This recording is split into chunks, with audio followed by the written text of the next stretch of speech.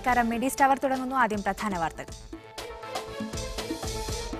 സൗദിയും കുവൈത്തും ഉൾപ്പെടെയുള്ള ഗൾഫ് രാജ്യങ്ങൾ പെട്രോളിയം ഉൽപ്പന്നങ്ങൾക്ക് നൽകുന്ന സബ്സിഡി എടുത്തുകളയാൻ നീക്കം. GCC എണ്ണ മന്ത്രിമാരുടെ യോഗത്തിൽ ചർച്ച.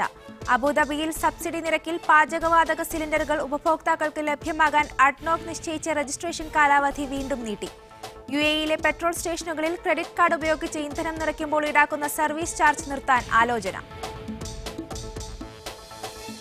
ഹജ്ജിലെ പ്രധാന ചടങ്ങായ അറഫ സംഗമം സെപ്റ്റംബർ 23 ബുധനാഴ്ച.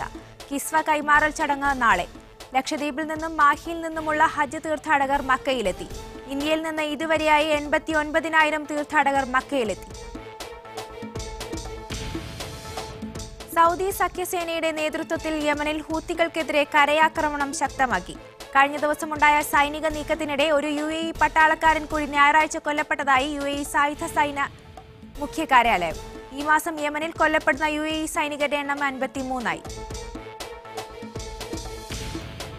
കരിപ്പൂർ വിമാനത്താവളത്തിന്റെ നവീകരണ ജോലികൾക്ക് വ്യോമയാന മന്ത്രാലയത്തിന്റെ അനുമതി. ഈ മാസം 23-ന് നിർമ്മാണ ജോലികൾ ആരംഭിക്കും. കരിപ്പൂർ വിമാനത്താവളത്തിന്റെ നിർമ്മാണ പ്രവർത്തനത്തിനായുള്ള അനുമതി വൈകുന്നതിൽ പ്രതിഷേധിച്ച് കാലിക്കറ്റ് ചേംബർ ഓഫ് കൊമേഴ്സും മലബാർ ഡെവലപ്മെന്റ് ഫോറവും സംയുക്തമായി നടത്തിവന്ന സമരം അവസാനിച്ചതായി സമരസമിതി നേതാക്കൾ. വാർത്തകൾ വിശദമായി. സൗദിയും കുവൈത്തും ഉൾപ്പെടെയുള്ള ഗൾഫ് രാജ്യങ്ങൾ പെട്രോളിയം ഉൽപ്പന്നങ്ങൾക്ക് നൽകുന്ന സബ്സിഡി എടുത്തുകളയാൻ നീക്കം. എണ്ണ വിലയിടിവിന്റെ പശ്ചാത്തലത്തിൽ കമ്മി ബജറ്റ് നേരിടാൻ സബ്സിഡി ഒഴിവാക്കൽ അനിവാര്യമാവുമെന്ന ലോകബാങ്കിന്റെ നിർദ്ദേശം കഴിഞ്ഞ ദിവസം ദോഹയിൽ ചേർന്ന GCC എണ്ണ മന്ത്രിമാരുടെ യോഗം ചർച്ച ചെയ്തതായി റിപ്പോർട്ട്. UAE-ക്ക് പിന്നാലെ സൗദിയും കുവൈത്തും പടിപടിയായി സബ്സിഡി എടുത്തുകളയുന്നതിനെക്കുറിച്ചാണ് ഗൗരവമായി ആലോചന നടത്തുന്നത്. സബ്സിഡി നീക്കണമെന്ന ലോകബാങ്ക് നിർദ്ദേശം നടപ്പാക്കണമെന്ന് തത്വത്തിൽ അംഗീകരിക്കുന്ന GCC എണ്ണമന്ത്രിമാർ തീരുമാനം ഏത് രീതിയിൽ പ്രയോഗത്തിൽ വരുത്തണമെന്ന കാര്യത്തിൽ ധാരണയായിട്ടില്ല. ഏതെല്ലാം പെട്രോളിയം ഉൽപ്പന്നങ്ങളുടെ സബ്സിഡിയാണ് നിർത്തലാക്കേണ്ടത്, അത് പൗരന്മാരുടെ സാധാരണ ജീവിതത്തെ ഏത് രീതിയിൽ ബാധിക്കും എന്നീ വിഷയങ്ങളാണ് പരിഗണനയിലുള്ളത്. എണ്ണവില 3-1 ഇടിഞ്ഞ സാഹചര്യത്തിൽ ഗൾഫ് രാജ്യങ്ങളുടെ ബജറ്റിനെ അത് പ്രതികൂലമായി ബാധിക്കുമെന്ന കാര്യത്തിൽ മന്ത്രിമാർ ഏകാഭിപ്രായക്കാരാണ്. എന്നാൽ മുൻവർഷങ്ങളിലെ കരുതൽ ശേഖരം ഉപയോഗിച്ച് പ്രശ്നത്തെ നേരിടാനാണ് സൗദി പോലുള്ള വലിയ എണ്ണ കയറ്റുമതി രാജ്യങ്ങൾ പദ്ധതിയിട്ടിരുന്നത്. എന്നാൽ വിലയിടിവ് തുടരുന്ന സാഹചര്യത്തിൽ മറ്റു പരിഹാര മാർഗങ്ങൾ ആരായേണ്ടി വരുമെന്നതാണ് അവസ്ഥ. സാധാരണ ജീവിതത്തെ പെട്ടെന്ന് ബാധിക്കാതിരിക്കാൻ പടിപടിയായി സബ്സിഡി എടുത്തുകളയാനാണ് സർക്കാരുകൾ ഉദ്ദേശിക്കുന്നത്. അതേസമയം എണ്ണ വിലയിടിവിന്റെ പശ്ചാത്തലത്തിൽ ഉൽപ്പാദന രാജ്യങ്ങളുടെ കൂട്ടായ്മയായ OPEC അടിയന്തര യോഗം ചേരണമെന്ന് അംഗരാജ്യങ്ങളിൽ ചിലർ മുന്നോട്ട് വച്ച നിർദ്ദേശം GCC രാജ്യങ്ങൾ അംഗീകരിച്ചില്ല. ഇറാൻ, അൾജീരിയ, വെനിസ്വേല എന്നീ രാജ്യങ്ങളാണ് OPEC പ്രത്യേക യോഗം ചേരണമെന്ന അഭ്യർത്ഥന മുന്നോട്ട് വച്ചിട്ടുള്ളത്. അസ്ഹർ പുള്ളിയിൽ, മീഡിയ 1, റിയാദ്. അബുദാബിയിൽ സബ്സിഡി നിരക്കിൽ പാചകവാതക സിലിണ്ടറുകൾ ഉപഭോക്താക്കൾക്ക് ലഭ്യമാകാൻ അഡ്നോക് നിശ്ചയിച്ചിരുന്ന രജിസ്ട്രേഷൻ കാലാവധി വീണ്ടും നീട്ടി. റഹൽ ഗ്യാസ് കാർഡിന് സെപ്റ്റംബർ 30 വരെ രജിസ്റ്റർ ചെയ്യാമെന്ന് അഡ്നോക് CEO അബ്ദുള്ള സാലിം അൽ ദാഹിരി അറിയിച്ചു. സെപ്റ്റംബർ 17 ആയിരുന്നു അബുദാബിയിൽ സബ്സിഡി നിരക്കിൽ പാചകവാതക സിലിണ്ടറുകൾ ഉപഭോക്താക്കൾക്ക് ലഭ്യമാകാൻ അഡ്നോക് നേരത്തെ നിശ്ചയിച്ചിരുന്ന രജിസ്ട്രേഷൻ സമയപരിധി. റഹൽ ഗ്യാസ് കാർഡിന് സെപ്റ്റംബർ 30 വരെ രജിസ്റ്റർ ചെയ്യാമെന്ന് അഡ്നോക് CEO അബ്ദുള്ള സാലിം അൽ ദാഹിരി അറിയിച്ചു. പൊതുജനങ്ങളുടെ സൗകര്യം പരിഗണിച്ചാണ് സമയപരിധി വീണ്ടും നീട്ടിയിരിക്കുന്നത്. ഒക്ടോബർ 1 മുതൽ അഡ്നോക് നൽകുന്ന റഹൽ കാർഡ് മുഖേനയായിരിക്കും അബുദാബിയിൽ പാചകവാതക സിലിണ്ടറുകൾ സബ്സിഡി നിരക്കിൽ ലഭ്യമാവുക. UAE സ്വദേശി കുടുംബങ്ങൾക്ക് മാസം 150 ദിർഹമിൽ കൂടുതൽ വിലക്ക് സബ്സിഡിയുള്ള ഗ്യാസ് സിലിണ്ടർ വാങ്ങാനാവില്ല. കുടുംബത്തോടൊപ്പമല്ലാതെ ഒറ്റക്ക് താമസിക്കുന്ന UAE സ്വദേശിക്ക് 70 ദിർഹമിന്റെ ഗ്യാസാണ് ക്വാട്ട. പ്രവാസി കുടുംബങ്ങൾക്കും മാസം 70 ദിർഹത്തിന്റെ ഗ്യാസ് സിലിണ്ടറാണ് സബ്സിഡി നിരക്കിൽ ലഭിക്കുക. കുടുംബമില്ലാത്ത ബാച്ചിലർ താമസക്കാരായ പ്രവാസികൾക്ക് മാസം 40 ദിർഹത്തിന്റെ ഗ്യാസാണ് നൽകുക. റഹൽ ഗ്യാസ് കാർഡ് കൈവശമുള്ളവർക്ക് മാത്രമാണ് ഇനി മുതൽ സബ്സിഡി നിരക്കിൽ ഗ്യാസ് ലഭിക്കുക. പ്രവാസികൾക്ക് 1 വർഷത്തെ കാലാവധിയുള്ള കാർഡ് അപേക്ഷിച്ചാൽ സൗജന്യമായി ലഭിക്കും. എമിറേറ്റ്സ് ID, കുടുംബമുണ്ടെങ്കിൽ ഭാര്യയുടെയും മക്കളുടെയും വിസ കോപ്പി, അബുദാബി നിവാസികളാണെന്ന് തെളിയിക്കാൻ താമസ സ്ഥലത്തെ വൈദ്യുതി, വെള്ളം എന്നിവയുടെ ബില്ലോ, വാടക കരാറായ തൗസീഖിന്റെ പകർപ്പോ ആണ് സമർപ്പിക്കേണ്ടത്. അഡ്നോക്കിന്റെ സേവന കേന്ദ്രങ്ങൾ വഴിയോ അഡ്നോക്ക് distribution.a എന്ന വെബ്സൈറ്റിൽ ഓൺലൈനായോ ഗ്യാസ് കാർഡിന് അപേക്ഷിക്കാം. Media 1, Abu Dhabi. UAE-യിലെ പെട്രോൾ സ്റ്റേഷനുകളിൽ ക്രെഡിറ്റ് കാർഡ് ഉപയോഗിച്ച് ഇന്ധനം നിറയ്ക്കുമ്പോൾ ഈടാക്കുന്ന സർവീസ് ചാർജ് നിർത്താൻ ആലോചന. ഇക്കാര്യത്തിൽ ഉടൻ പ്രഖ്യാപനമുണ്ടാകുമെന്ന് പ്രമുഖ അറബി പത്രം റിപ്പോർട്ട് ചെയ്തു. 2 ദിർഹമാണ് ക്രെഡിറ്റ് കാർഡ് വഴി പണം നൽകുമ്പോൾ സർവീസ് ചാർജായി ഇപ്പോൾ ഈടാക്കുന്നത്. സർവീസ് ചാർജ് ഒഴിവാക്കുന്നത് സംബന്ധിച്ച് സാമ്പത്തിക മന്ത്രാലയം, ഊർജ്ജ മന്ത്രാലയം, ബാങ്കുകൾ എന്നിവ തമ്മിൽ ചർച്ചകൾ നടന്നുവരികയാണ്. ബഹ്റൈനിൽ മാംസത്തിനുള്ള സബ്സിഡി പിൻവലിക്കുന്നതിനുള്ള തീരുമാനം ഇനി നീട്ടിവെക്കാനുള്ള സാധ്യതയില്ലെന്ന് സബ്സിഡി വിഷയം ചർച്ച ചെയ്യുന്ന പാർലമെന്റ് സമിതി വ്യക്തമാക്കി. സമിതിയുടെ നിർദ്ദേശങ്ങൾ എത്രയും പെട്ടെന്ന് സർക്കാരിന് സമർപ്പിക്കുകയും തീരുമാനവുമായി മുന്നോട്ടു പോവുകയും ചെയ്യും. കൂടാതെ വൈദ്യുതി, വെള്ളം എന്നിവയുടെ സബ്സിഡി പരിമിതപ്പെടുത്തുന്നതിനെക്കുറിച്ച് ജലവൈദ്യുത അതോറിറ്റികളുമായി ചർച്ച നടക്കുമെന്നും സമിതി വൃത്തങ്ങൾ അറിയിച്ചു. ഹജ്ജിനായി വിദേശ രാജ്യങ്ങളിൽ നിന്നായി 10 ലക്ഷം തീർത്ഥാടകർ മക്കയിലെത്തി. പാസ്പോർട്ട് ഡയറക്ടറേറ്റ് പുറത്തുവിട്ട കണക്ക് പ്രകാരം ഞായറാഴ്ച വരെ 10,30,000 തീർത്ഥാടകർ എത്തിയിട്ടുണ്ട്. കരമാർഗവും കപ്പൽ മാർഗവുമാണ് എത്തിയത്. മുൻവർഷം ഇതേ കാലയളവിലെത്തിയതിനേക്കാൾ 2% കുറവാണിത്. കര, വ്യോമ, കടൽ വഴി തീർത്ഥാടകരുടെ വരവ് തുടരുകയാണ്. ഹജ്ജിന്റെ ദിനങ്ങൾ അടുത്തതോടെ ജിദ്ദ, മദീന വിമാനത്താവളം വഴി തീർത്ഥാടകരെയും വഹിച്ചെത്തുന്ന വിമാനങ്ങളുടെ എണ്ണവും കൂടിയിട്ടുണ്ട്. വിവിധ പ്രവേശന കവാടങ്ങളെല്ലാം നല്ല തിരക്കാണ് അനുഭവപ്പെടുന്നത്. തിരക്ക് കണക്കിലെടുത്ത് പ്രവേശന കവാടങ്ങളിൽ വിവിധ വകുപ്പുകൾക്ക് കീഴിൽ കൂടുതൽ ആളുകളെ നിയോഗിച്ചിട്ടുണ്ട്. ഹജ്ജിലെ പ്രധാന ചടങ്ങായ അറഫ സംഗമം സെപ്റ്റംബർ 23 ബുധനാഴ്ച. ഇക്കാര്യം സൗദി അധികൃതർ മാധ്യമങ്ങളോട് സ്ഥിരീകരിച്ചു. ഈ മാസം 22-നാണ് ഹജ്ജ് കർമ്മങ്ങൾ ആരംഭിക്കുക. ദുൽഖഅദ് 29-ന് ഞായറാഴ്ച മാസപ്പിറവി കാണാത്ത സാഹചര്യത്തിൽ തിങ്കളാഴ്ച 30 പൂർത്തിയാക്കുന്ന ദിനമായും സെപ്റ്റംബർ 15 ചൊവ്വ ഹജ്ജ് മാസാരംഭമായും കണക്കാക്കും. ഇതനുസരിച്ച് ഗൾഫിലും അയൽരാജ്യങ്ങളിലും ബലിപെരുന്നാൾ സെപ്റ്റംബർ 24-ന് വ്യാഴാഴ്ചയായിരിക്കും. സെപ്റ്റംബർ 22-നായിരിക്കും ഹജ്ജ് കർമ്മങ്ങൾ ആരംഭിക്കുക. ദുൽഹജ്ജ് 8-ആയ അന്ന് തീർത്ഥാടക ലക്ഷങ്ങൾ തമ്പുകളുടെ നഗരമായ മിനായിൽ എത്തിച്ചേരും. 27 ശനിയാഴ്ച ഈ വർഷത്തെ ഹജ്ജ് കർമ്മങ്ങൾക്ക് സമാപനമാകും. ഞായറാഴ്ച മാസപ്പിറവി നിരീക്ഷിക്കാനും തൊട്ടടുത്ത കോടതിയിൽ സാക്ഷ്യം ബോധ്യപ്പെടുത്താനും സൗദി സുപ്രീം കോടതി നേരത്തെ ജനങ്ങളോട് ആഹ്വാനം ചെയ്തിരുന്നു. ഇതനുസരിച്ച് മാസപ്പിറവി നിരീക്ഷണ വിദഗ്ധർ രാജ്യത്തിന്റെ പല മേഖലയിലും നിരീക്ഷണം നടത്തിയെങ്കിലും ഞായറാഴ്ച രാത്രി വൈകിയും മാസപ്പിറവി കണ്ടതായി സ്ഥിരീകരിച്ച റിപ്പോർട്ട് ലഭിക്കാത്ത സാഹചര്യത്തിലാണ് അറഫ ദിനം സെപ്റ്റംബർ 23-നായിരിക്കുമെന്ന് മാധ്യമങ്ങൾ വ്യക്തമാക്കിയത്. Media 1 Jeddah. ലക്ഷദ്വീപിൽ നിന്നും മാഹിയിൽ നിന്നുമുള്ള ഹജ്ജ് തീർത്ഥാടകർ മക്കയിലെത്തി. സംസ്ഥാന ഹജ്ജ് കമ്മിറ്റിക്ക് കീഴിൽ നെടുമ്പാശ്ശേരി വിമാനത്താവളത്തിൽ നിന്നാണ് ഇവർ ജിദ്ദയിലെത്തിയത്. ഇന്ത്യയിൽ നിന്ന് ഇതുവരെയായി 89,000 തീർത്ഥാടകർ മക്കയിലെത്തിയിട്ടുണ്ട്. 186 പുരുഷന്മാരും 154 സ്ത്രീകളും ഉൾപ്പെടെ 340 പേരടങ്ങുന്ന സംഘം ഞായറാഴ്ച വൈകിട്ട് 4:30-നാണ് ജിദ്ദ ഹജ്ജ് ടെർമിനലിലെത്തിയത്. ഇതിൽ 294 പേർ ലക്ഷദ്വീപിൽ നിന്നുള്ളവരും 39 പേർ മാഹിയിൽ നിന്നുള്ളവരുമായിരുന്നു. കേരളത്തിൽ നിന്നുള്ള 7 പേരും ഈ സംഘത്തിലുണ്ടായിരുന്നു. ഗ്രീൻ കാറ്റഗറിയിലുള്ളവരായിരുന്നു സംഘത്തിൽ കൂടുതലുണ്ടായിരുന്നത്. പ്രയാസങ്ങളൊന്നുമില്ലാതെ ഹജ്ജിനെത്താനായ സന്തോഷം ഹാജിമാർ പങ്കുവച്ചു. ജിദ്ദ എയർപോർട്ടിൽ ഞങ്ങൾ ഇറങ്ങിയപ്പോൾ ഇവിടുത്തെ ഞങ്ങളുടെ സുഹൃത്തുക്കൾ മലയാളികളായ അവർ ഞങ്ങൾക്ക് നല്ലതായ സ്വീകരണം, യാതൊരു ബുദ്ധിമുട്ടും കൂടാതെ അൽഹംദുലില്ലാ ഞങ്ങൾ ജിദ്ദ എയർപോർട്ടിലെത്തിയിരിക്കുകയാണ്. വിമാന കമ്പനികൾ കൃത്യസമയം പാലിച്ചുകൊണ്ട് സർവീസ് നടത്തുന്നത് തീർത്ഥാടകർക്കും ഹജ്ജ് മിഷൻ ഉദ്യോഗസ്ഥർക്കും ഒരുപോലെ അനുഗ്രഹമാകുന്നുണ്ട്. സമയനിഷ്ഠയുടെ കാര്യത്തിൽ ഏറെ പഴി കേൾക്കേണ്ടി വരാറുള്ള എയർ വിമാനങ്ങളടക്കം നിശ്ചയിച്ചതിലും നേരത്തെയാണ് മിക്കവാറും ദിവസങ്ങളിൽ ജിദ്ദയിലെത്തുന്നത്. അതോടൊപ്പം മലയാളി സംഘടനാ വളണ്ടിയർമാരുടെ സേവനവും ഹജ്ജ് ടെർമിനലിൽ തീർത്ഥാടകർക്ക് സഹായകരമാണ്. 304 വിമാനങ്ങളിലായി 89,000 തീർത്ഥാടകരാണ് ഹജ്ജ് കമ്മിറ്റിക്ക് കീഴിൽ എത്തിയത്. 1 ലക്ഷം തീർത്ഥാടകരാണ് ഇന്ത്യയിൽ നിന്നും ഹജ്ജ് കമ്മിറ്റിക്ക് കീഴിൽ എത്തുക. കേരളത്തിൽ നിന്നും 5100 തീർത്ഥാടകർ മക്കയിലെത്തിയിട്ടുണ്ട്. സെപ്റ്റംബർ 18-ന് ഇൻഡോറിൽ നിന്നാണ് അവസാന ഹജ്ജ് വിമാനം. Rabeeh Muhammad, media 1 Jeddah. ഹറം വികസന പ്രവർത്തനങ്ങൾ കാരണം ഹജ്ജ് തീർത്ഥാടകരുടെ എണ്ണത്തിൽ വരുത്തിയ നിയന്ത്രണത്തിൽ അടുത്ത വർഷം മുതൽ അയവ് വരുത്തുമെന്ന് സൗദി ഹജ്ജ് മന്ത്രി ഡോക്ടർ ബന്ദർ അൽ ഹജ്ജാർ വ്യക്തമാക്കി. വികസന പ്രവർത്തനങ്ങൾ പൂർത്തിയാകുന്നതോടെ നിയന്ത്രണം പൂർണ്ണമായും എടുത്തുകളയും. അടുത്ത 5 വർഷത്തിനകം ഹജ്ജ് തീർത്ഥാടകരുടെ എണ്ണം 50 ലക്ഷമാക്കി ഉയർത്തുമെന്നും മന്ത്രി വ്യക്തമാക്കി. മസ്ജിദുൽ ഹറാമിലെ വികസന പ്രവർത്തനങ്ങൾ കാരണം 3 വർഷമായി വിദേശ തീർത്ഥാടകരുടെ എണ്ണത്തിൽ 20%, ആഭ്യന്തര തീർത്ഥാടകരിൽ 50% കുറവ് വരുത്തിയിരുന്നു. അടുത്ത വർഷം മുതൽ ഇതിൽ മാറ്റം വന്നു തുടങ്ങും. ഈ വർഷം 13 ലക്ഷം വിദേശ ഹാജിമാരും 5 ലക്ഷം ആഭ്യന്തര ഹാജിമാരും ഹജ്ജ് കർമ്മം നിർവഹിക്കാനെത്തുമെന്നാണ് പ്രതീക്ഷയെന്നും മന്ത്രി പറഞ്ഞു. ഹാജിമാരുടെ സേവനത്തിനായി മുൻവർഷത്തേക്കാൾ മികച്ച സൗകര്യങ്ങളാണ് ഇത്തവണ ഏർപ്പെടുത്തിയിട്ടുള്ളത്. വിദേശ ഹാജിമാർക്കുള്ള സേവനങ്ങൾ ഓൺലൈൻ സംവിധാനത്തിൽ സജ്ജീകരിച്ചു. ഇതുവഴി ഹാജിമാരുടെ ആഗമനവും കമ്പനികളുമായുള്ള കരാർ നടപടികളും താമസ ഗതാഗത സൗകര്യങ്ങളും അടക്കമുള്ള സേവനങ്ങളെല്ലാം ഒരൊറ്റ സംവിധാനത്തിന് കീഴിൽ കൊണ്ടുവരാനായി. ഓൺലൈൻ സംവിധാനത്തിലൂടെ മാത്രമാണ് വിദേശ ഹാജിമാർക്ക് അതാത് കോൺസുലേറ്റുകൾ വഴി വിസ നൽകിയത്. ആഭ്യന്തര ഹാജിമാരുടെ ഹജ്ജ് രജിസ്ട്രേഷനുമായി ബന്ധപ്പെട്ട നടപടികൾക്ക് ഏകീകൃത ഓൺലൈൻ സംവിധാനം ഏർപ്പെടുത്തിയതാണ് മറ്റൊരു നടപടി. ഇതുവഴി ഹജ്ജ് ആഗ്രഹിക്കുന്ന എല്ലാവർക്കും അവരവരുടെ താൽപര്യപ്രകാരം ഹജ്ജ് കമ്പനികളെയും അവർ നൽകുന്ന സൗകര്യങ്ങളും തെരഞ്ഞെടുക്കാനും അവസരം ലഭിച്ചു. GCC രാജ്യങ്ങളിൽ നിന്നും വരുന്ന ഹാജിമാർക്ക് ഹജ്ജ് അനുമതി പത്രം വിതരണം ചെയ്യുന്നതിന് മന്ത്രാലയത്തിന്റെ ഇ-ഗേറ്റ് വഴി സംവിധാനം ഏർപ്പെടുത്തിയതാണ് മറ്റൊരു സേവനം. ഹാജിമാരെ നീക്കുന്ന ബസ്സുകളിലെ ഡ്രൈവർമാർക്ക് യഥാസമയം മാർഗനിർദ്ദേശങ്ങൾ നൽകുന്നതിനും അവരെ നിയന്ത്രിക്കുന്നതിനും നിരീക്ഷിക്കുന്നതിനും നൂതനമായ ഇലക്ട്രോണിക് സാങ്കേതികവിദ്യയുടെ സഹായം ഉറപ്പാക്കി.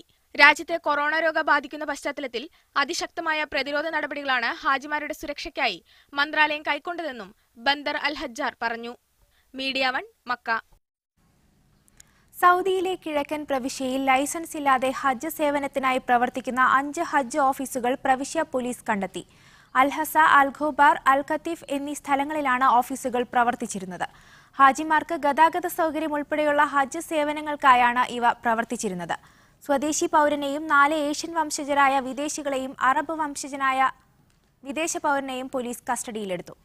വ്യാജ ഹജ്ജ് സേവന ഓഫീസുകൾ കണ്ടെത്തുന്നതിന് പ്രവിശ്യയിൽ പോലീസ് നിരീക്ഷണം തുടരുമെന്നും പിടികൂടുന്നവർക്കെതിരെ ശക്തമായ നടപടികൾ സ്വീകരിക്കുമെന്നും പോലീസ് വ്യക്തമാക്കി. ഹജ്ജുമായി ബന്ധപ്പെട്ട നടപടികൾ നിരീക്ഷിക്കുന്നതിന് മക്കയുടെ വിവിധ ഭാഗങ്ങളിലും ഹജ്ജ് അനുഷ്ഠാന സ്ഥലങ്ങളിലും സ്ഥാപിച്ച 5000 ക്യാമറകൾ പ്രവർത്തിച്ചു തുടങ്ങിയതായി മിന കൺട്രോൾ റൂം മേധാവി ബ്രിഗേഡിയർ മുഹമ്മദ് അൽ ഖുലൈവി അറിയിച്ചു. സമാധാനപരമായും സുരക്ഷിതമായും ഹജ്ജ് നിർവഹിക്കാൻ ഹാജിമാർക്ക് സൗകര്യമൊരുക്കുന്നതിന്റെ ഭാഗമായാണ് ക്യാമറകൾ സ്ഥാപിച്ചിട്ടുള്ളത്. വരും ദിവസങ്ങളിൽ കൂടുതൽ ക്യാമറകൾ സ്ഥാപിക്കും. മൊത്തം 9000 ക്യാമറകൾ സ്ഥാപിക്കേണ്ടതായി വരുമെന്നും അദ്ദേഹം വ്യക്തമാക്കി. കഴിഞ്ഞ വർഷങ്ങളിൽ ക്യാമറകൾ വഴിയുള്ള നിരീക്ഷണം പൂർണ്ണ വിജയമായിരുന്നു. മക്കയുടെ വലിയ വിഭാഗം ഭൂപ്രദേശങ്ങളെയും ഇവയുടെ നിരീക്ഷണത്തിന് വിധേയമാണ്. ഏറ്റവും നൂതനമായ കമ്പ്യൂട്ടർ സംവിധാനത്തിന്റെ സഹായത്തോടെയാണ് ക്യാമറകൾ പ്രവർത്തിക്കുന്നത്. മിനയിൽ സ്ഥാപിച്ചിട്ടുള്ള നിരീക്ഷണ കേന്ദ്രത്തിനാണ് അതിന്റെ നിയന്ത്രണ ചുമതല.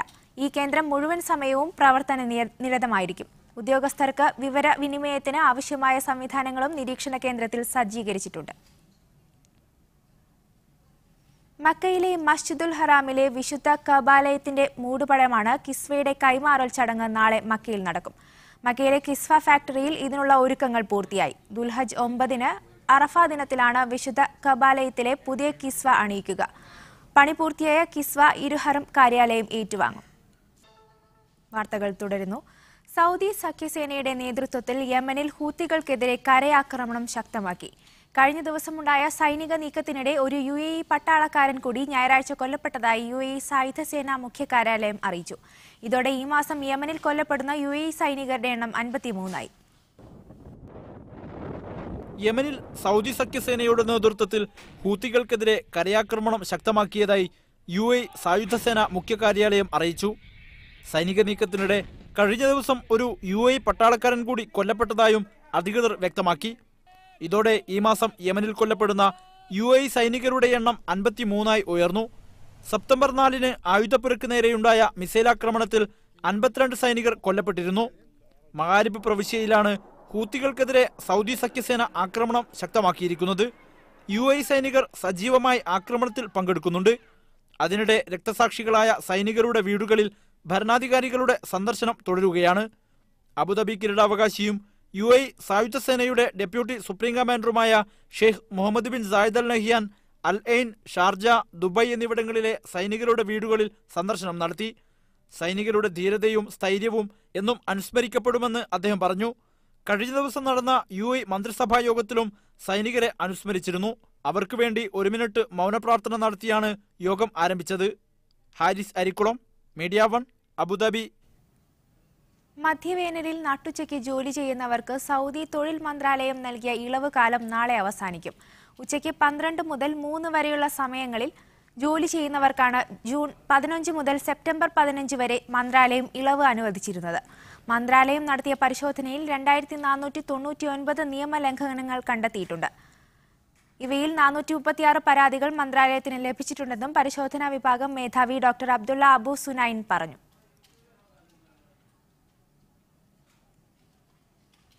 ഇന്ത്യയുമായി പ്രതിരോധ കരാറിൽ ഏർപ്പെടാൻ കുവൈത്ത് സന്നദ്ധത അറിയിച്ചതായി Middle East defence attache colonel Gurupal Singh പറഞ്ഞു. ഇന്ത്യൻ പടക്കപ്പലുകളുടെ കുവൈത്ത് സന്ദർശനത്തിന്റെ ഭാഗമായി വിളിച്ചു ചേർത്ത വാർത്താ സമ്മേളനത്തിൽ സംസാരിക്കുകയായിരുന്നു അദ്ദേഹം. നിലവിൽ GCC രാജ്യങ്ങളിൽ സൗദി അറേബ്യ, ഒമാൻ എന്നീ രാജ്യങ്ങളുമായാണ് ഇന്ത്യക്ക് പ്രതിരോധ കരാർ ഉള്ളതെന്നും പ്രധാനമന്ത്രിയുടെ സന്ദർശനവേളയിൽ UAE-യുമായി ഇത് സംബന്ധിച്ച ചർച്ചകൾ നടന്നതായും ഡിഫൻസ് അറ്റാഷെ വ്യക്തമാക്കി. ഞായറാഴ്ച വൈകിട്ടാണ് ഇന്ത്യൻ നാവികസേനയുടെ മിഡിൽ ഈസ്റ്റ് ഫ്ലീറ്റിൽപ്പെട്ട INS ദീപക്, INS തബർ എന്നീ കപ്പലുകൾ ഷുവൈഖ് തുറമുഖത്ത് എത്തിയത്. ഉഭയകക്ഷി സൈനിക മേഖലകളിലെ സഹകരണം മെച്ചപ്പെടുത്തുക എന്ന ലക്ഷ്യത്തോടെയുള്ള ഗൾഫ് പര്യടനത്തിന്റെ ഭാഗമായാണ് പടക്കപ്പലുകൾ കുവൈത്തിലെത്തിയത്. മാധ്യമപ്രവർത്തകർക്കും സ്കൂൾ വിദ്യാർത്ഥികൾക്കും കപ്പൽ സന്ദർശിക്കാൻ ഇന്ത്യൻ എംബസി സൗകര്യമൊരുക്കിയിരുന്നു. 3 ദിവസത്തെ സന്ദർശനത്തിനിടയിൽ കുവൈത്ത് നാവികസേനയുമായി ചേർന്ന് സൈനികാഭ്യാസ പ്രകടനം നടത്തുമെന്ന് ക്യാപ്റ്റൻ അശുതോഷ് റിഥോർക്കർ പറഞ്ഞു. ഇന്ത്യൻ സ്ഥാനപതി സുനിൽ K. ജെയിൻ, ക്യാപ്റ്റൻ സുജിത് കുമാർ ഛേത്രി എന്നിവരും വാർത്താസമ്മേളനത്തിൽ പങ്കെടുത്തു. Muneer Ahmed, media 1, Kuwait City. Saudi അറേബ്യയിൽ 15 ലക്ഷം സിറിയൻ അഭയാർത്ഥികളുണ്ടെന്ന് സൗദി മന്ത്രിസഭ വ്യക്തമാക്കി. സിറിയൻ അഭയാർത്ഥികളുടെ കാര്യത്തിൽ സൗദിയെ ആക്ഷേപിക്കുന്നവർ ദുരുദ്ദേശത്തോടെയാണ് കാര്യത്തെ സമീപിക്കുന്നതെന്നും മന്ത്രിസഭ കുറ്റപ്പെടുത്തി. സൗദിയിൽ 15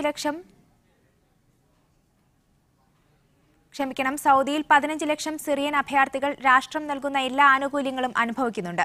കൂടാതെ അയൽ രാജ്യങ്ങളിലെ ദശലക്ഷക്കണക്കിന് സിറിയൻ അഭയാർത്ഥികൾക്ക് അടിസ്ഥാന സഹായം എത്തിക്കുന്നതിലും സൗദി അറേബ്യ മുൻനിരയിലാണുള്ളതെന്നും സൽമാൻ രാജാവിന്റെ അധ്യക്ഷതയിൽ ജിദ്ദയിൽ ചേർന്ന മന്ത്രിസഭാ യോഗം വ്യക്തമാക്കി. കുവൈത്തിലെ സർക്കാർ വിദ്യാലയങ്ങൾ പുതിയ അധ്യയന വർഷം മുതൽ ക്യാമറ നിരീക്ഷണത്തിലാകും. രാജ്യം മുഴുവൻ സർവീലിയൻസ് പദ്ധതിയിൽ കൊണ്ടുവരാനുള്ള മന്ത്രിസഭാ തീരുമാനത്തിന്റെ ഭാഗമായാണ് സ്കൂളുകളിൽ ക്യാമറകൾ സ്ഥാപിക്കുന്നത്. ഇത് സംബന്ധിച്ച കരാറിൽ വിദ്യാഭ്യാസ മന്ത്രി ബദർ അലീസ ഒപ്പുവച്ചു. സൈനിക സഹകരണവും സൗഹൃദവും ഊട്ടിയുറപ്പിക്കുന്നതിന്റെ ഭാഗമായി ഇന്ത്യൻ പടക്കപ്പലുകൾ സൗദിയിലെ ജുബൈൽ നാവികാസ്ഥാനത്ത് നങ്കൂരമിട്ടു.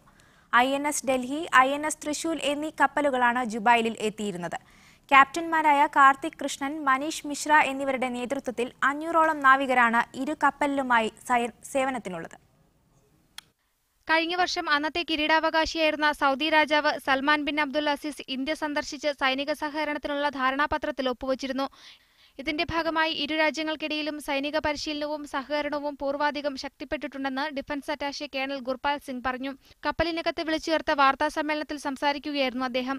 നേരത്തെ ഇന്ത്യൻ പടക്കപ്പൽ ജിദ്ദയിലും യുദ്ധവിമാനങ്ങൾ ത്വായിഫിലും സന്ദർശനം നടത്തിയത് സൽമാൻ രാജാവ് ഒപ്പുവച്ച ധാരണാപത്രത്തിന്റെ ഭാഗമായിരുന്നുവെന്ന് ഗുർപാൽ സിംഗ് പറഞ്ഞു. ഇതിന്റെ തുടർച്ചയായാണ് നാവികസേന ജുബൈലിലെത്തിയിരിക്കുന്നത്. സൗദി സേനാംഗങ്ങൾ ഇന്ത്യയിലെ വിവിധ പ്രതിരോധ സ്ഥാപനങ്ങളിൽ പരിശീലനം നേടുന്നുണ്ടെന്നും അദ്ദേഹം കൂട്ടിച്ചേർത്തു. സെപ്റ്റംബർ 10-നാണ് കപ്പലുകൾ ജുബൈലിലെത്തിയത്. ദുബായ് സന്ദർശനത്തിന് ശേഷമാണ് സേന സൗദിയിലെത്തിയിരിക്കുന്നത്. ഇവിടെ നിന്ന് ഖത്തറിലേക്ക് തിരിക്കും. സൗദി നാവികസേനയുമായി വിവിധ സൈനിക പരിശീലന പരിപാടികളാണ് നടന്നുവരുന്നത്. ബഹ്റൈനിൽ നാവികസേനയുടെ 2 കപ്പലുകൾ സന്ദർശനം നടത്തുന്നുണ്ട്. ഈ 4 കപ്പലുകളും ഒമാനിലെ മസ്കത്ത് തീരത്ത് ഒന്നിച്ചു ചേരും. അവിടെ നിന്ന് ഒമാൻ നാവികസേനയുമായി പരിശീലനത്തിലേർപ്പെട്ടതിനു ശേഷം സെപ്റ്റംബർ 25-ന് മുംബൈയിലേക്ക് തിരിക്കും. ചെന്നൈ സ്വദേശിയായ കാർത്തിക് മിശ്ര 1 വർഷമായി INS ഡൽഹിയിൽ ക്യാപ്റ്റനായി സേവനമനുഷ്ഠിക്കുന്നു.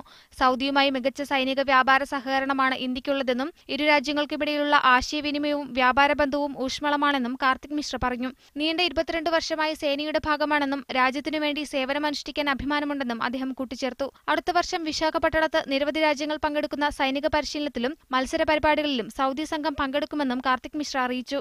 കിഴക്കൻ പ്രവിശ്യ നാവിക മേധാവി റിയർ അഡ്മിറൽ സാലിഹിന്റെ നേതൃത്വത്തിൽ സൗദി നാവികസേനാംഗങ്ങളും ഇന്ത്യൻ അംബാസഡറുടെ ചുമതല വഹിക്കുന്ന DCM ഹേമന്ത് കൊട്ടൽവാറിന്റെ നേതൃത്വത്തിൽ എംബസി ഉദ്യോഗസ്ഥ സംഘവും പ്രവിശ്യയിലെ പ്രമുഖരും കപ്പലിലൊരുക്കിയ വിരുന്നിൽ പങ്കെടുത്തു.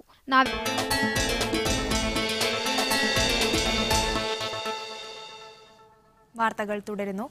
എണ്ണവില ഇടിവിനെ തുടർന്നുണ്ടായ സാമ്പത്തിക വെല്ലുവിളികൾ നേരിടാൻ കുവൈത്ത് പ്രായോഗിക നടപടികളിലേക്ക് നീങ്ങുന്നു.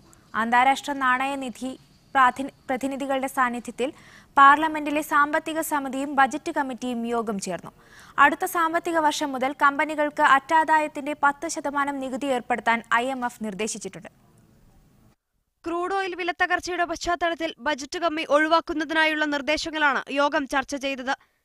കരുതൽ ശേഖരത്തിൽ നിന്ന് ചെലവഴിക്കാതെ സബ്സിഡികൾ വെട്ടിക്കുറച്ചും നികുതികൾ ഏർപ്പെടുത്തിയും എണ്ണ വരുമാനത്തിലുണ്ടായ കുറവിന് പരിഹാരം കണ്ടെത്തുന്നതിനാണ് സർക്കാർ ഊന്നൽ നൽകുന്നത്.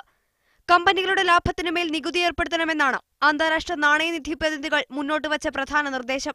IMF നിർദ്ദേശം സാമ്പത്തിക സമിതി ഗൗരവത്തിലെടുത്തതായാണ് വിവരം. 2016 ഏപ്രിൽ മുതൽ കമ്പനികളിൽ നിന്ന് അറ്റാദായത്തിന്റെ 10% ഈടാക്കാൻ സമിതി ശുപാർശ ചെയ്യും.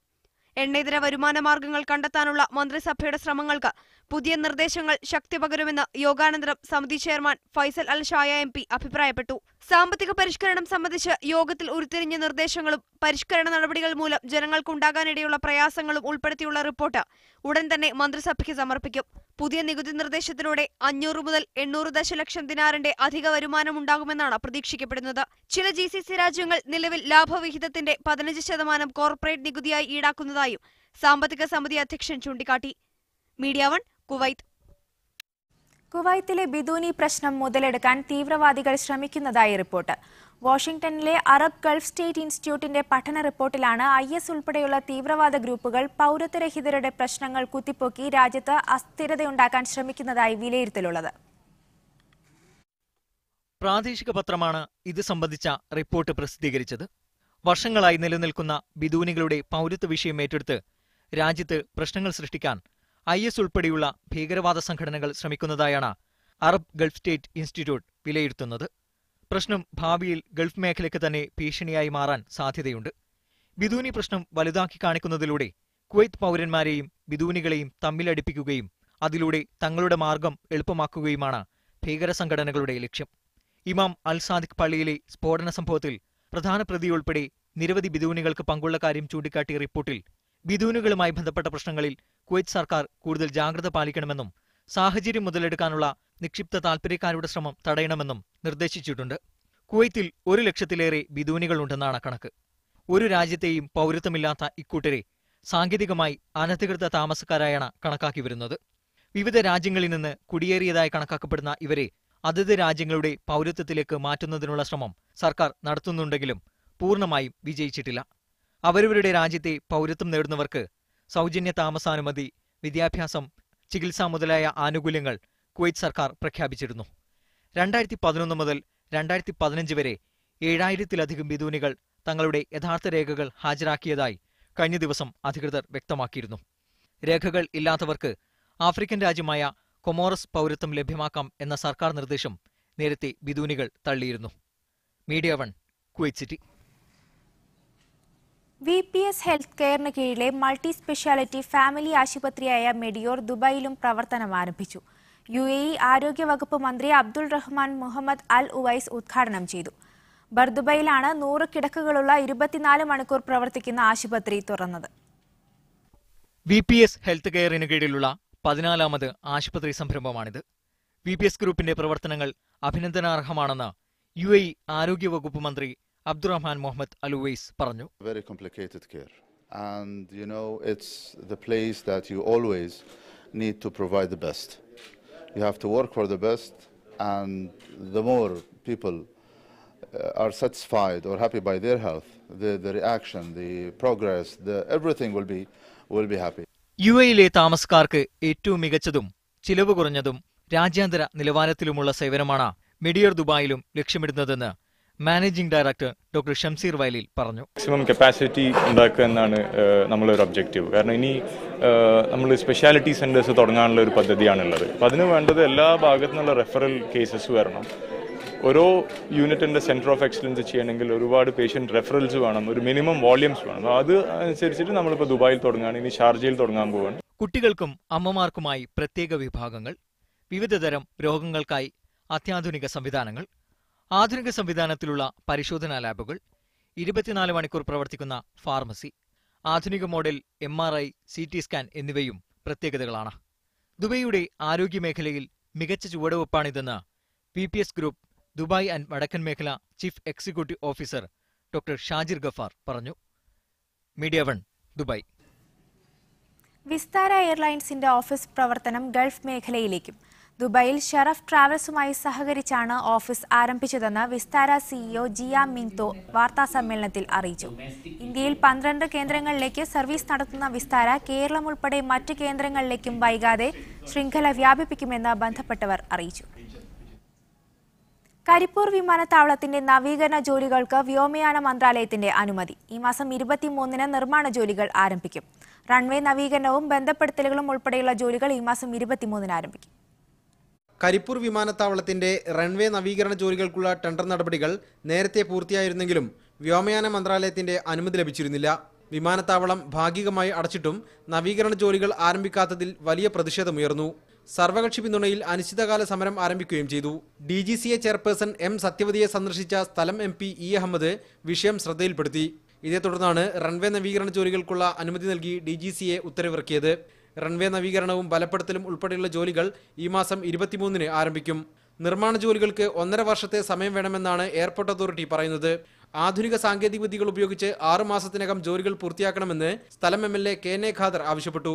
വിഴിഞ്ഞം കൊച്ചി മെട്രോ പദ്ധതികളുടെ പ്രാധാന്യം കരിപ്പൂരിന് നൽകി നിർമ്മാണ ജോലികൾ മുഖ്യമന്ത്രി നിരീക്ഷിക്കണമെന്നും KN ഖാദർ ആവശ്യപ്പെട്ടു. മീഡിയ 1 കോഴിക്കോട്. കരിപ്പൂർ വിമാനത്താവളത്തിന്റെ നിർമ്മാണ പ്രവർത്തനത്തിനായുള്ള അനുമതി വൈകുന്നതിൽ പ്രതിഷേധിച്ച് കാലിക്കറ്റ് ചേംബർ ഓഫ് കൊമേഴ്സും മലബാർ ഡെവലപ്മെന്റ് ഫോറവും സംയുക്തമായി നടത്തിവന്ന സമരം അവസാനിച്ചതായി സമരസമിതി നേതാക്കൾ അറിയിച്ചു. ജനറൽ ഓഫ് സിവിൽ ഏവിയേഷനിൽ നിന്ന് റീകാർപ്പറ്റിംഗിന് വേണ്ടിയുള്ള അനുമതി ലഭിച്ചതിന്റെ അടിസ്ഥാനത്തിലാണ് പ്രഖ്യാപനം. DGCAയുടെ ഉത്തരവ് പ്രകാരം 23-ാം തീയതി നിർമ്മാണ പ്രവർത്തനം ആരംഭിച്ചില്ലെങ്കിൽ ശക്തമായ സമരവുമായി മുന്നോട്ടു പോകുമെന്നും സമര നേതാക്കൾ വാർത്താസമ്മേളനത്തിൽ അറിയിച്ചു.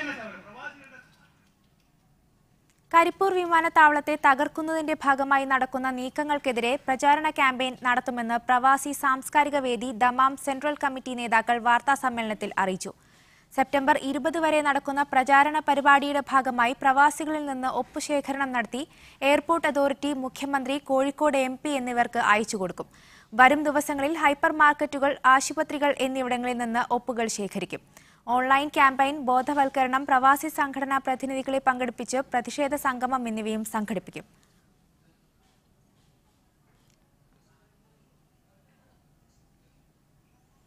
കോഴിക്കോട് വിമാനത്താവള വിരുദ്ധ ലോബിക്കെതിരെ സമരരംഗത്തിറങ്ങുമെന്ന് KMCC ജിദ്ദ സെൻട്രൽ കമ്മിറ്റി ഭാരവാഹികൾ വാർത്താസമ്മേളനത്തിൽ അറിയിച്ചു.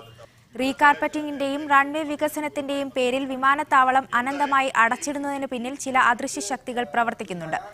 വിമാനത്താവളത്തിനെതിരെ ഇവർ നടത്തുന്ന ഗൂഢാലോചന ബോധ്യപ്പെട്ടതുകൊണ്ടാണ് പ്രത്യക്ഷ സമരത്തിനിറങ്ങുന്നത്. സമരത്തിന്റെ ആദ്യഘട്ടമെന്ന നിലയ്ക്ക് ഈ മാസം 19-ന് വിമാനത്താവളത്തിന് മുമ്പിൽ ബഹുജന ധർണ സംഘടിപ്പിക്കും. പരിഹാര ശ്രമങ്ങൾ ഉണ്ടായില്ലെങ്കിൽ പ്രവാസി കുടുംബങ്ങളെ അണിനിരത്തി അനിശ്ചിതകാല സത്യാഗ്രഹം സംഘടിപ്പിക്കാനും തീരുമാനിച്ചിട്ടുണ്ടെന്ന് ഭാരവാഹികൾ അറിയിച്ചു. അഹമ്മദ് പാളയാട്ട്, അബൂബക്കർ അരിമ്പ്ര, അൻവർ ചേരങ്കൈ, വ്യവസായി VP മുഹമ്മദ് അലി, സഹൽ തങ്ങൾ, CK ഷാക്കിർ തുടങ്ങിയവർ വാർത്താസമ്മേളനത്തിൽ സംബന്ധിച്ചു. ഇന്ത്യ ഫ്രറ്റേണിറ്റി ഫോറത്തിന്റെ ഈ വർഷത്തെ ഹജ്ജ് വോളണ്ടിയർ സർവീസിനായുള്ള ഒരുക്കങ്ങൾ പൂർത്തിയായതായി ഭാരവാഹികൾ വാർത്താസമ്മേളനത്തിൽ അറിയിച്ചു. Registration, transportation, logistic, medical, training തുടങ്ങിയ എല്ലാ വകുപ്പുകളുടെയും ഒരുക്കങ്ങൾ ദിവസങ്ങൾക്ക് മുമ്പേ പൂർത്തിയായിട്ടുണ്ട്. മക്കയിലെ വോളണ്ടിയർമാർക്ക് പുറമെ ദുൽഹജ് 8 മുതൽ 13 വരെ അറഫ, മിന എന്നിവിടങ്ങളിലേക്കായി ഈ വർഷം 800 വോളണ്ടിയർമാരെ കൂടി രംഗത്തിറക്കുമെന്നും 25 പേരടങ്ങുന്ന വനിതകളുടെ വോളണ്ടിയർ ടീം ദുൽഹജ് 11, 12 തീയതികളിൽ സേവനത്തിനിറങ്ങുമെന്നും ഭാരവാഹികൾ അറിയിച്ചു. KM ഷംസുദ്ദീൻ, K മുഹമ്മദ് അലി, അബ്ദുറൌഫ്, ഇർഷാദ് അഹമ്മദ്, മുഹമ്മദ് ഷരീഫ് എന്നിവർ വാർത്താസമ്മേളനത്തിൽ പങ്കെടുത്തു. യമനിൽ ആക്രമണത്തിൽ കൊല്ലപ്പെട്ട UAE സൈനികർക്ക് ഐക്യദാർഢ്യം പ്രഖ്യാപിച്ച് UAEയിലെത്തിയ KPCC സംഘം മരിച്ച സൈനികന്റെ വീട് സന്ദർശിച്ചു. UAE സ്വദേശിയും സൈനിക കമാൻഡറുമായിരുന്ന ജമാൽ അൽ മുഹ്രിയുടെ വീട്ടിലാണ് KPCC നേതാക്കൾ എത്തി അനുശോചനം രേഖപ്പെടുത്തിയത്. KPCC general secretary advocate PM Suresh Babu, general secretary N Subrahmanyan, secretary Mannar Abdul Latheef, Mahadevan Vazhasseril എന്നിവരാണ് വീട് സന്ദർശിച്ചത്. ഷാർജ യൂണിവേഴ്സിറ്റി മേഖലയിലെ അൽ നൌഫിൽ തയ്യാറാക്കിയ പ്രത്യേക പന്തലിലെത്തി ജമാൽ അൽ മുഹ്രിയുടെ കുടുംബാംഗങ്ങളെ ഇവർ അനുശോചനം അറിയിച്ചു. തീവ്രവാദ സംഘടനയായ ദായിഷിൽ ചേർന്ന് പ്രവർത്തിക്കാൻ ശ്രമിച്ചുവെന്ന കുറ്റത്തിന് അറസ്റ്റിലായ സ്വദേശി യുവാവിനെ UAE ഫെഡറൽ സുപ്രീം കോടതി കുറ്റവിമുക്തനാക്കി. 19-കാരനെയാണ് തെളിവുകളില്ലെന്ന കാരണത്താൽ കോടതി വിട്ടയച്ചത്. ടെലിവിഷൻ ഇന്റർവ്യൂവിലൂടെ രാജ്യത്തെ അപകീർത്തിപ്പെടുത്തുന്ന പ്രസ്താവനകൾ നടത്തിയതിന് അറബ് പൗരനെതിരായ കേസിൽ കോടതി സെപ്റ്റംബർ 21-ന് വിധി പറയും. മറ്റൊരു അറബ് പൗരനെതിരായ കേസിൽ വിചാരണ ഒക്ടോബർ 5-ലേക്ക് മാറ്റിയതായി ഔദ്യോഗിക വൃത്തങ്ങൾ വ്യക്തമാക്കി. മലബാർ വിഭവങ്ങളുമായി പാരാമൗണ്ട് റെസ്റ്റോറന്റ് ദുബായ് ദേര അൽ റിഗ സ്ട്രീറ്റിൽ പ്രവർത്തനം ആരംഭിച്ചു. തനിമയാർന്ന ഫ്രഷ് മത്സ്യ വിഭവങ്ങളാണ് തങ്ങളുടെ പ്രത്യേകതയെന്ന് ഉടമകൾ വാർത്താസമ്മേളനത്തിൽ അറിയിച്ചു. 15 വിഭവങ്ങളായുള്ള ഉച്ചയൂണ് 12 ദിർഹമാണ് നിരക്ക്. 106 പേർക്ക് ഒന്നിച്ചിരുന്ന് ഭക്ഷണം ആസ്വദിക്കാം. വ്യാഴം, വെള്ളി, ശനി ദിവസങ്ങളിൽ രാവിലെ 11:30 മുതൽ പുലർച്ചെ 3 വരെയും മറ്റു ദിവസങ്ങളിൽ രാവിലെ 11:30 മുതൽ പുലർച്ചെ 1 വരെയുമാണ് പ്രവർത്തന സമയം. സൗജന്യ പാർക്കിംഗ് സൗകര്യം ഒരുക്കിയിട്ടുണ്ട്. ഈ ഭാഗങ്ങളിൽ തനിമയാർന്ന മലബാർ വിഭവങ്ങൾ നൽകുന്ന റെസ്റ്റോറന്റുകൾ ഇല്ലാത്തതിനാൽ ഭക്ഷണപ്രിയർക്ക് പാരാമൗണ്ട് വലിയ ആശ്വാസമാകുമെന്ന് പ്രതീക്ഷിക്കുന്നതായി മാനേജിംഗ് ഡയറക്ടർ മുഹമ്മദ് സാലിഹ് പറഞ്ഞു.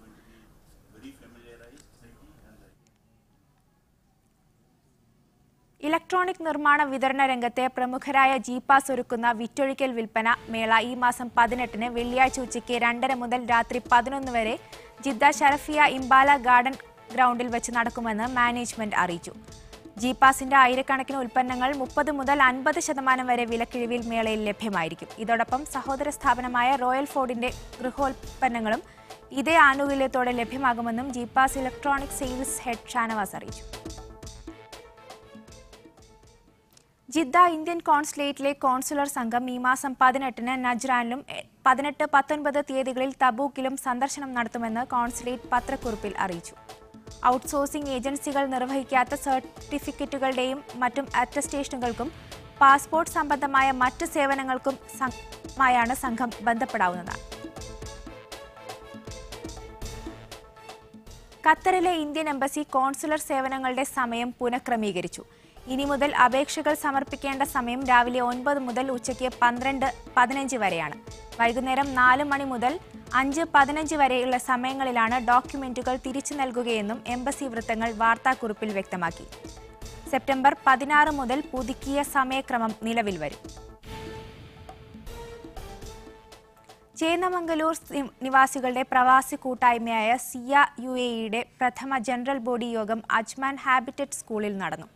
കൂട്ടായ്മയുടെ പുതിയ പ്രസിഡന്റായി കബീർ പാലിയിൽ, ജനറൽ സെക്രട്ടറിയായി അജ്മൽ ഹാദിയെയും ട്രഷററായി അജീബ് ഖാനെയും തെരഞ്ഞെടുത്തു.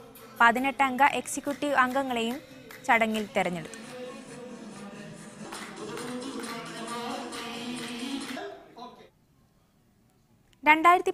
ലെ അബുദാബി ശക്തി തായാട്ട് അവാർഡ് TK രാമകൃഷ്ണൻ പുരസ്കാര സമർപ്പണത്തോടനുബന്ധിച്ച് ശക്തി തിയേറ്റേഴ്സ് അബുദാബിയുടെ ആഭിമുഖ്യത്തിൽ തായാട്ട് ശങ്കരൻ TK രാമകൃഷ്ണൻ അനുസ്മരണവും സെമിനാറും സംഘടിപ്പിക്കുന്നു. സെപ്റ്റംബർ 15 ചൊവ്വാഴ്ച രാത്രി 8:30-ന് കേരള സോഷ്യൽ സെന്ററിൽ വർത്തമാനകാലം നേരിടുന്ന വെല്ലുവിളികൾ എന്ന വിഷയത്തെ ആസ്പദമാക്കിയുള്ള സെമിനാറിൽ MV ഗോവിന്ദൻ മാസ്റ്റർ സംസാരിക്കുമെന്ന് സംഘാടകർ അറിയിച്ചു. യൂറോപ്യൻ രാജ്യത്ത് അപകടകരമായ രീതിയിൽ വാഹനമോടിച്ച 2 UAE പൗരന്മാരെ അബുദാബി പോലീസ് അറസ്റ്റ് ചെയ്തു. അമിത വേഗത്തിൽ വാഹനം ഓടിക്കുന്നതിന്റെ ദൃശ്യങ്ങൾ സാമൂഹ്യ മാധ്യമങ്ങളിൽ പ്രചരിച്ചതിനെ തുടർന്നാണ് ഇവർക്കെതിരെ പബ്ലിക് പ്രോസിക്യൂഷൻ അറസ്റ്റ് വാറന്റ് പുറപ്പെടുവിച്ചിരുന്നു. UAE നമ്പർ പ്ലേറ്റിലുള്ള വാഹനത്തിലാണ് ഇവർ അഭ്യാസ പ്രകടനം നടത്തിയത്. യൂറോപ്യൻ രാജ്യത്തു നിന്ന് മടങ്ങി വരും വഴിയാണ് ഇവരെ പിടികൂടിയത്. ഒരാൾ മെർസിഡസ് വാഹനത്തിലും മറ്റേയാൾ ലാൻഡ് ക്രൂയിസറിലുമാണ് റോഡിൽ അഭ്യാസ പ്രകടനം നടത്തിയത്. അവധിക്കാലം ആഘോഷിക്കാൻ യൂറോപ്യൻ രാജ്യത്ത് പോയതായിരുന്നു ഇവർ. വിദേശ രാജ്യത്ത് UAEയുടെ പ്രതിച്ഛായ മോശമാക്കാൻ കാരണമായതിനും മറ്റുള്ളവരുടെ ജീവൻ അപകടത്തിലാക്കാൻ ശ്രമിച്ചതിനുമാണ് ഇവർക്കെതിരെ അറസ്റ്റ് വാറന്റ് പുറപ്പെടുവിച്ചിരിക്കുന്നത്. ബഹ്റൈനിൽ മോട്ടോർ ബൈക്ക് ഓടിക്കുന്നവരുടെ അശ്രദ്ധ കാരണം സംഭവിക്കുന്ന അപകടങ്ങൾ കൂടുന്നതായി traffic controller general director colonel Ali bin Mohammed al Nuaimi. ഈ വർഷം ഓഗസ്റ്റ് മാസം വരെ മോട്ടോർ ബൈക്ക് അപകടങ്ങളിൽ 7 പേർ മരിച്ചതായി അദ്ദേഹം വ്യക്തമാക്കി. കഴിഞ്ഞ ഏതാനും വർഷങ്ങളായി ബൈക്ക് അപകടങ്ങൾ വർദ്ധിച്ചു വരികയാണെന്നും അദ്ദേഹം കൂട്ടിച്ചേർത്തു. നിയമം കർശനമാക്കുകയും ബോധവൽക്കരണം ശക്തമാക്കുകയും ചെയ്തിട്ടും അപകടങ്ങൾ കൂടുന്നതിൽ അദ്ദേഹം ആശങ്ക പ്രകടിപ്പിച്ചു. ബൈക്ക് ഓടിക്കുന്നവർ റോഡ് നിയമങ്ങൾ കൃത്യമായി പാലിക്കണമെന്നും ജാഗ്രതയോടെ സഞ്ചരിക്കണമെന്നും അദ്ദേഹം ആവശ്യപ്പെട്ടു. കൊറോണ വൈറസ് ബാധയെ തുടർന്ന് റിയാദിൽ 2 പേർ കൂടി മരിച്ചതായി ആരോഗ്യ മന്ത്രാലയം അറിയിച്ചു. സ്വദേശികളായ സ്ത്രീയും പുരുഷനുമാണ് മരിച്ചത്. 2 പേരിൽ പുതുതായി വൈറസ് കണ്ടെത്തിയിട്ടുണ്ട്. റിയാദ്, മദീന, നജ്റാൻ എന്നിവിടങ്ങളിൽ നിന്നായി രോഗബാധയേറ്റ 4 പേർക്ക് സുഖം പ്രാപിച്ചതായും ആരോഗ്യ മന്ത്രാലയം വ്യക്തമാക്കി. 2012 മുതൽ ഇതുവരെയായി സൗദിയിൽ കൊറോണ വൈറസ് ബാധിച്ച് 523 പേർ മരിച്ചിട്ടുണ്ട്. ബഹ്റൈനിൽ പ്രഖ്യാപിച്ച പൊതുമാപ്പിന്റെ സന്ദേശം പ്രവാസികൾക്കിടയിലേക്ക് എത്തിക്കുന്നതിന് KMCC ഹെൽപ്പ് ഡെസ്ക് പ്രവർത്തനം ആരംഭിച്ചു. മനാമ KMCC ആസ്ഥാനത്ത് labour market regulatory authority client and services assistant manager Fahad ബുഷൈറാണ് ഹെൽപ്പ് ഡെസ്ക് ഉദ്ഘാടനം ചെയ്തത്. പ്രത്യേക പരിശീലനം നേടിയ വളണ്ടിയർമാരായിരിക്കും ഹെൽപ്പ് ഡെസ്കിന്റെ പ്രവർത്തനം നിയന്ത്രിക്കുന്നത്. പലസ്തീനിലെ മസ്ജിദുൽ അക്സയിൽ അതിക്രമിച്ചു കയറിയ ഇസ്രായേൽ സൈന്യത്തിന്റെ നടപടിയെ ഖത്തർ കടുത്ത ഭാഷയിൽ അപലപിച്ചു. മുസ്ലിംകളുടെ 3ാമത്തെ വിശുദ്ധ ഗേഹമായ അൽ അക്സ പള്ളിയെ ജൂതന്മാർക്കും മുസ്ലിംകൾക്കുമായി 2 സമയത്തേക്ക് വിഭജിച്ച ഇസ്രായേൽ നടപടിയെ ഖത്തർ വിദേശകാര്യ മന്ത്രാലയം കുറ്റപ്പെടുത്തി. ഇത്തരം നീക്കങ്ങൾക്കെതിരെ പലസ്തീനിൽ നിന്നുള്ള പ്രതിഷേധങ്ങൾ കൂടി വരുത്തിവെക്കുകയാണെന്നും ഇസ്രായേലെന്നും ഖത്തർ വിദേശകാര്യ മന്ത്രാലയം പുറത്തിറക്കിയ പ്രസ്താവനയിൽ പറയുന്നു. സയനിസ്റ്റുകളുടെ ആക്രമണത്തിൽ നിന്ന് മസ്ജിദുൽ അക്സയെ സംരക്ഷിക്കേണ്ട ബാധ്യത വിശ്വാസികൾക്കുണ്ടെന്ന് ആഗോള മുസ്ലിം പണ്ഡിത സഭ അധ്യക്ഷൻ ഡോക്ടർ യൂസുഫുൽ ഖദറാവി ദോഹയിൽ പറഞ്ഞു. ബൈതുൽ മുഖസിദിനെ സംരക്ഷിക്കേണ്ടത് പലസ്തീനുകളുടെ മാത്രം ബാധ്യതയല്ല എന്ന് പറഞ്ഞ ഖറദാവി പരിസരത്തുള്ള രാഷ്ട്രങ്ങളിൽ നിന്നുള്ളവർ ഇതിനായി രംഗത്തിറങ്ങണമെന്നും ആഹ്വാനം ചെയ്തു. രാഷ്ട്രീയ നേതൃത്വവും നയതന്ത്ര പ്രതിനിധികളും മാധ്യമപ്രവർത്തകരുമെല്ലാം തങ്ങളുടെ ബാധ്യത നിർവഹിക്കണമെന്നും ഖറദാവി പറഞ്ഞു.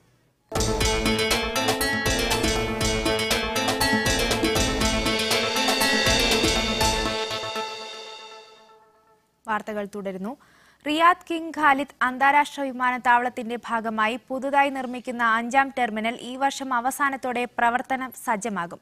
നിർമ്മാണ പ്രവർത്തനങ്ങൾ വിലയിരുത്താൻ കഴിഞ്ഞ ദിവസം വിമാനത്താവളത്തിലെത്തിയ general authority of civil aviation president Sulaiman bin Abdul al ഹംദാനാണ് 2015 അവസാനത്തോടെ പുതിയ ടെർമിനൽ തുറന്നുകൊടുക്കുമെന്ന് വ്യക്തമാക്കിയത്.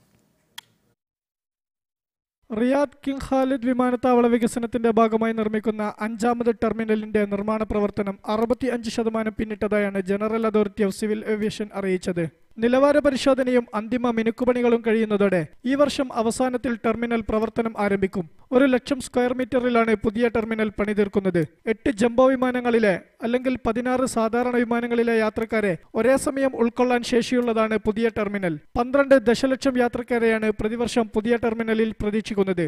ലഗേജ് പരിശോധനയ്ക്കായി 60 കൗണ്ടറുകളും 20 സെൽഫ് സർവീസ് കൗണ്ടറുകളും ടെർമിനലിൽ ഉണ്ടാകും. 5 പുതിയ ലഗേജ് ബെൽറ്റുകൾ, 30 എലവേറ്ററുകൾ, 19 എസ്കലേറ്ററുകൾ തുടങ്ങി രാജ്യത്തെ വ്യോമയാന മേഖലയുടെ നവീകരണത്തിന് സർക്കാരും ജനറൽ അതോറിറ്റി ഓഫ് സിവിൽ ഏവിയേഷനും വിഭാവനം ചെയ്യുന്ന ഉന്നത ഗുണനിലവാരം പുലർത്തിയാണ് പുതിയ ടെർമിനലിന്റെ പണി അന്തിമഘട്ടത്തിലേക്ക് നീങ്ങുന്നത്.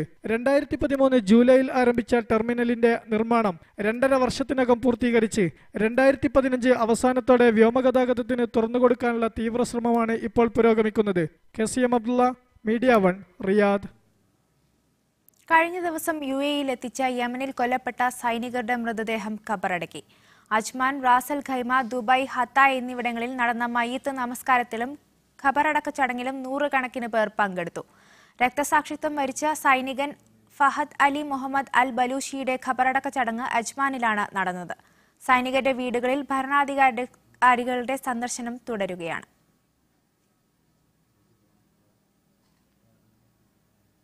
അഫ്ഗാൻ ജയിൽ ആക്രമിച്ച് 350-ലേറെ പേരെ താലിബാൻ മോചിപ്പിച്ചു. മധ്യ അഫ്ഗാനിസ്ഥാൻ നഗരമായ ഘാസ്നിയിലെ ജയിൽ ആക്രമിച്ചാണ് തടവുകാരെ രക്ഷപ്പെടുത്തിയത്. തലസ്ഥാനമായ കാബൂളിൽ നിന്ന് 120 കിലോമീറ്റർ അകലെയുള്ള ജയിലിൽ ഇന്ന് പുലർച്ചെയായിരുന്നു ആക്രമണം. 100 കണക്കിന് തടവുകാരാണ് താലിബാൻകാരുടെ സഹായത്തോടെ രക്ഷപ്പെട്ടത്. കാറിലെത്തിയ ചാവേറുകൾ ജയിലിന്റെ പ്രവേശന കവാടത്തിൽ സ്വയം പൊട്ടിത്തെറിച്ചു. തടവുകാർ എല്ലാവരും തന്നെ രക്ഷപ്പെട്ടെന്നാണ് വിവരം. ആയുധധാരികളും 3 ചാവേറുകളും ഉൾപ്പെടുന്ന സംഘം പ്രാദേശിക സമയം പുലർച്ചെ 2-നാണ് ജയിൽ ആക്രമിച്ചതെന്ന് സബീഹുല്ല മുജാഹിദ് സന്ദേശത്തിലൂടെ അറിയിച്ചു. 400 തടവുകാരെ രക്ഷപ്പെടുത്തി. 3 ചാവേറുകൾ കൊല്ലപ്പെട്ടെന്ന് മുജാഹിദ് അറിയിച്ചു. താലിബാന്റെ 150 തടവുകാർ ഉൾപ്പെടെ 352 പേരാണ് രക്ഷപ്പെട്ടതെന്ന് ഗാസ്നയിലെ ഡെപ്യൂട്ടി ഗവർണർ മുഹമ്മദ് അലി അഹമ്മദി അറിയിച്ചു. نفر مسلح که گفته میشه با یونیفرم نظامی هم مسلح بوده هم ملبس بوده داخل فضای محبس میشه. നിരവധി താലിബാൻ ഭീകരരും 4 അഫ്ഗാൻ സുരക്ഷാ സൈനികരും ആക്രമണത്തിൽ കൊല്ലപ്പെട്ടു. എത്ര പേർ കൊല്ലപ്പെട്ടെന്ന് വ്യക്തമല്ല. News desk, media 1. അഭയാർത്ഥികൾ സഞ്ചരിച്ച ബോട്ട് ഈജിയൻ കടലിൽ മുങ്ങി 14 കുട്ടികൾ ഉൾപ്പെടെ 38 പേർ മരിച്ചു. 30 പേർ നീന്തി രക്ഷപ്പെട്ടു. 68 പേരെ ഗ്രീസ് തീരസംരക്ഷണ സേന കരക്കെത്തിച്ചു. തുർക്കിയിൽ നിന്ന് ഗ്രീസിലേക്ക് പോയ തടികൊണ്ട് നിർമ്മിച്ച മത്സ്യബന്ധന ബോട്ടാണ് ഈജിയൻ കടലിൽ മുങ്ങിയത്. ഗ്രീസ് ദ്വീപായ ഫർമാകോനിസിലായിരുന്നു സംഭവം. അപകട സമയത്ത് 130 അഭയാർത്ഥികൾ ബോട്ടിലുണ്ടായിരുന്നു. മരിച്ചവരിൽ 14 കുട്ടികളും ഉൾപ്പെടുന്നതായി ഏതൻസ് വാർത്താ ഏജൻസി റിപ്പോർട്ട് ചെയ്തു. അഭയാർത്ഥി പ്രശ്നം ആരംഭിച്ച ശേഷം നടന്ന വലിയ ദുരന്തങ്ങളിലൊന്നാണിത്. Θα θέλαμε εκ μέρους της πολιτικής ηγεσίας του Υπουργείου Ναυτιλίας και της στρατιωτικής ηγεσίας του Αρχηγείου του Λιμενικού Σώματος να εκφράσουμε τη βαθύτατη θλίψη και οδύνη μας. ദുരന്തത്തിൽ കാണാതായവർക്ക് വേണ്ടി തീരസംരക്ഷണ സേന തെരച്ചിൽ നടത്തുന്നുണ്ട്. അഭയാർത്ഥി പ്രവാഹം വർദ്ധിച്ചതോടെ ഓസ്ട്രിയയിൽ നിന്നുള്ള തീവണ്ടി സർവീസുകൾ ജർമ്മനി താൽക്കാലികമായി നിർത്തിവച്ചിട്ടുണ്ട്. യൂറോപ്പിലേക്കുള്ള പലായനത്തിനിടെ ഗ്രീസിൽ 5 കുഞ്ഞുങ്ങളടക്കം 28 അഭയാർത്ഥികളെ കാണാതായതായും റിപ്പോർട്ടുകളുണ്ട്. News desk, media 1. പാകിസ്ഥാനിൽ സ്ഫോടനത്തിൽ 10 പേർ കൊല്ലപ്പെട്ടു. സ്ഫോടക വസ്തു കൊണ്ടുപോവുകയായിരുന്ന വാഹനം പൊട്ടിത്തെറിക്കുകയായിരുന്നുവെന്നാണ് പ്രാഥമിക വിവരം. നിരവധി പേർക്ക് പരിക്കേറ്റു. പാകിസ്ഥാനിലെ മുൾത്താനിൽ ബസ് ടെർമിനലിലാണ് സ്ഫോടനമുണ്ടായത്. സ്ഫോടനം നടന്നിടത്തു നിന്ന് ഇതുവരെ 10 മൃതദേഹങ്ങൾ കണ്ടെടുത്തു. 50ഓളം പേർക്ക് പരിക്കേറ്റു. തിരക്കേറിയ ബസ് സ്റ്റോപ്പിൽ റിക്ഷയിൽ മോട്ടോർ ബൈക്ക് ഇടിച്ചതോടെയാണ് സ്ഫോടനമുണ്ടായത്. ഇതേ തുടർന്ന് വൻ തീപിടുത്തവുമുണ്ടായി. അപകടത്തിൽപ്പെട്ട വാഹനങ്ങളിലൊന്നിൽ സ്ഫോടക വസ്തു ഉണ്ടായിരുന്നുവെന്നാണ് പോലീസ് കരുതുന്നത്. ഫോറൻസിക് വിഭാഗം വിദഗ്ധർ സ്ഥലത്ത് പരിശോധന തുടരുകയാണ്. സ്ഫോടനത്തിന്റെ ഉത്തരവാദിത്തം ഒരു സംഘടനയും ഏറ്റെടുത്തിട്ടില്ല. മോട്ടോർ ബൈക്കിൽ വെച്ചിരുന്ന ബോംബാണ് പൊട്ടിത്തെറിച്ചത് എന്നാണ് പ്രദേശവാസികൾ പറയുന്നത്. റിമോട്ട് ഉപയോഗിച്ച് പ്രവർത്തിപ്പിച്ച ബോംബാണ് സ്ഫോടനമുണ്ടാക്കിയതെന്ന് പോലീസ് സംശയം പ്രകടിപ്പിച്ചു. പരിക്കേറ്റവരെയും മരിച്ചവരെയും നിസ്താർ ആശുപത്രിയിലേക്ക് മാറ്റി. പരിക്കേറ്റവരിൽ പലരുടെയും നില ഗുരുതരമായതിനാൽ മരണനിരക്ക് ഉയരുമെന്നാണ് സൂചന. സംഭവത്തെ പ്രധാനമന്ത്രി നവാസ് ഷെരീഫ് അപലപിച്ചു. News desk media 1. സൗദി സഖ്യസേനയുടെ നേതൃത്വത്തിൽ യമനിൽ ഹൂത്തികൾക്കെതിരെ കരയാക്രമണം ശക്തമാക്കി. കഴിഞ്ഞ ദിവസമുണ്ടായ സൈനിക നീക്കത്തിനിടെ ഒരു UAE പട്ടാളക്കാരൻ കൂടി ഞായറാഴ്ച കൊല്ലപ്പെട്ടതായി UAE സായുധ സേനാ മുഖ്യ കാര്യാലയം അറിയിച്ചു. ഈ മാസം യമനിൽ കൊല്ലപ്പെടുന്ന UAE സൈനികരുടെ എണ്ണം 53ആയി. കരിപ്പൂർ വിമാനത്താവളത്തിന്റെ നവീകരണ ജോലികൾക്ക് വ്യോമയാന മന്ത്രാലയത്തിന്റെ അനുമതി. ഈ മാസം 23-ന് നിർമ്മാണ ജോലികൾ ആരംഭിക്കും. കരിപ്പൂർ വിമാനത്താവളത്തിന്റെ നിർമ്മാണ പ്രവർത്തനത്തിനായുള്ള അനുമതി വൈകുന്നതിൽ പ്രതിഷേധിച്ച് Calicut chamber of commerce, Malabar development ഫോറവും സംയുക്തമായി നടത്തിവന്ന സമരം അവസാനിച്ചതായി സമരസമിതി നേതാക്കൾ. ഇതോടെ മിഡിസ്റ്റ് അവറോട് പൂർണ്ണമാവുന്നു. ശുഭരാത്രി.